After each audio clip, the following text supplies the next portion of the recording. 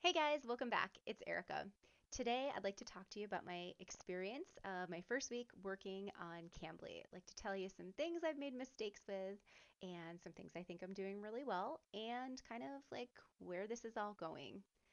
Post VIP kid. Well, not completely post VIP kid, but post like thinking that VIP kid was going to go on forever. So maybe you're taking that journey with me, right? Maybe you're in the midst of it.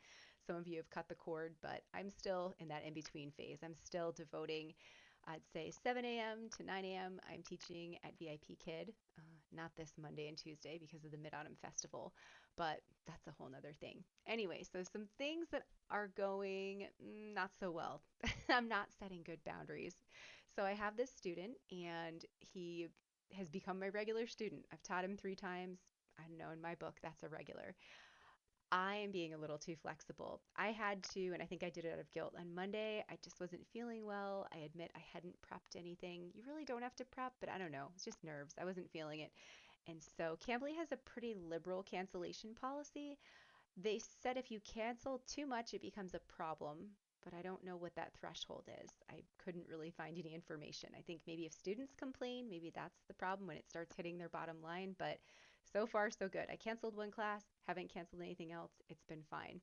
And so I offered my student the same time the very next day, which he took, but then said to me, "Oh, miss, I can't meet at that time. Can you meet a little later?" And I said, "Oh, sure." And then today, again, he was like, "Can we meet a little later?" "Oh, sure. Why not?" So it's starting to become a pattern. I think I'm going to have to set a schedule, like what hours can I possibly devote to this, and just stick to that and say, "Sorry, this is what I have available." I mean, that's basically what I've said when I've been, well, not this week, but that's my goal. That is my goal. That's what I'm going to have to say in the future.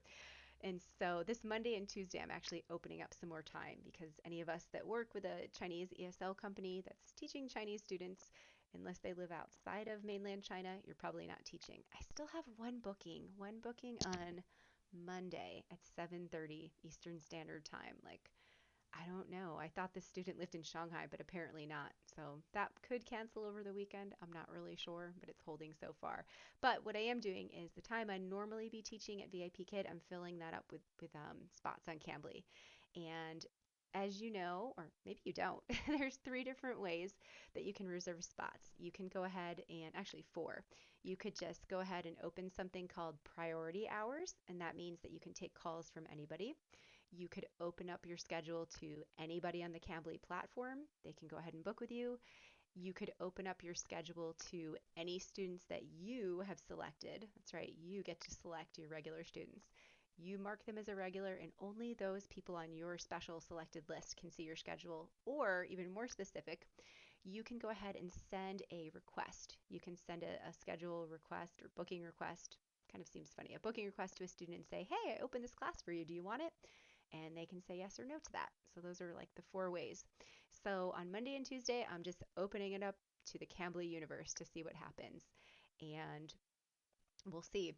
I will admit I'm not looking to pick up tons of regular students because I already really like this regular student and I could see myself, again, getting stuck staying on a platform for regulars.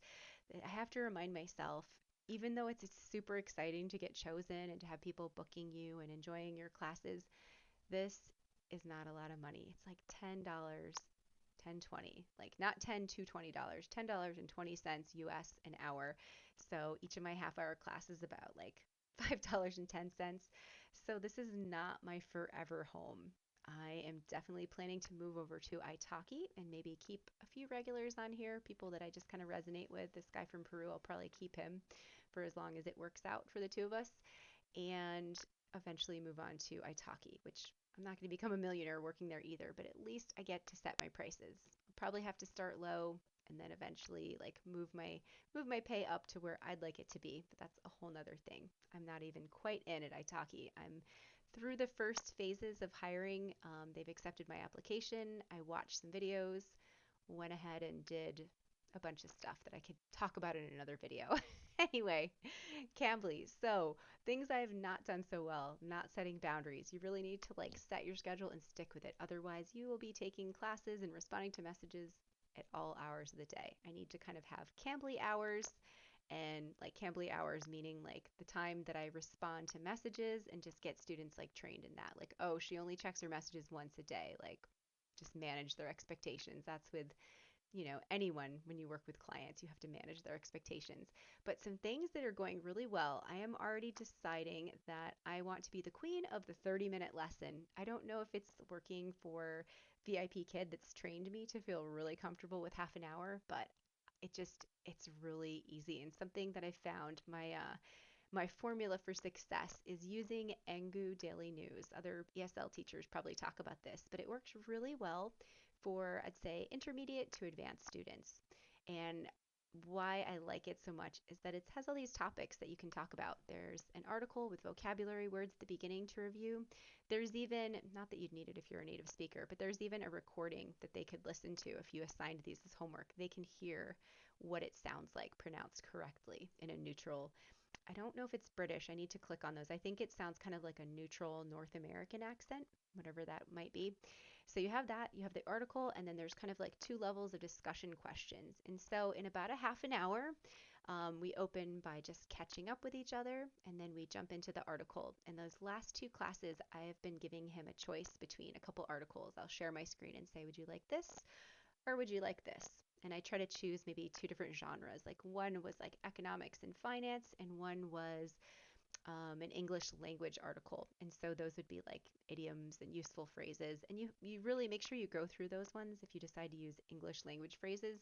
Because there was one I liked, but it was a lot of like British slang, and I don't think I could teach that like correctly. And I don't think that that's what he was looking for. But anyway, so you can do that. And then I've mentioned this before, you can choose the level. You're only going to find articles from level 5 to 10, whatever that means on their platform. And so there's nothing like really for beginners. It's mostly like intermediate to advanced, like working towards native level fluency. And so you kind of have to play around with that. For my student, I started picking articles from like 5 to 7. And I think the articles that we've looked at so far were like a level 6. And that was a little challenging. He handled it well, but it was a little challenging. Today I tried a 5 and it was a perfect fit. Almost a little too easy. So I think for now I'll be using a blend of like level 5 and level 6. And so that takes up about the whole 30 minutes, getting to talk to each other, going through the vocab, reading the article, letting him review the article again for words and phrases that he doesn't understand. And then as we work, I write down words he mispronounces on just a piece of paper on a post it. And then we go over that pronunciation in the chat box. And something that's really cool, I do speak Spanish, and so when he'd ask me, what does this mean? What does this mean? I could explain it decently to him in Spanish. And if not, so say for example, next week I get some Russian students or some Brazilian students. I don't speak Russian or Portuguese. So what you can do is drop the word, or I'd recommend dropping the phrase into the chat box, and on the other side, the student can hit the translate button and get a translation. And the reason why I suggest putting in a phrase is that that word will be nuanced. It'll be there in context. As you know, that's just how the English language works.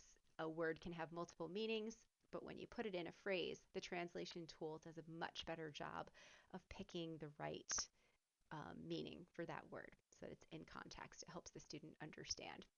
And then after we do that, I go ahead to the discussion questions, and then I might, if we have extra time, I might ask some other questions based on what he said, or just I'll give him some useful phrases. Like he was talking about attending to his children today, and that's not like the worst way to say something, but what he was really trying to say, the sentence sounded more natural with take care of. Oh, during the day I'm taking care of my children rather than saying I'm attending to my children. Um, and so just useful phrases, stuff like that. And then the last couple of minutes, we say goodbye. I give him time to just ask me questions, which most of his questions center around, Miss, when are you opening up more classes? And that's when I get to flex my boundary muscle and say, well, like, I'll let you know. And so today I've decided to just start telling students on Sunday night, I'll open my schedule for the week, and I'm only opening it a week at a time because I explained that I'm still working for another company, and that's just what I have available. So that is what's going on. Cambly is going well. Again, I must remember that I'm only getting paid $10 an hour to do it. But guys, it's been great. What a great way to practice teaching English to adults. It's really a nice platform. There's some good features. They've really updated the classroom since the last time I worked on Cambly. So I hope that you found this useful, and I will see you in the next video. Bye.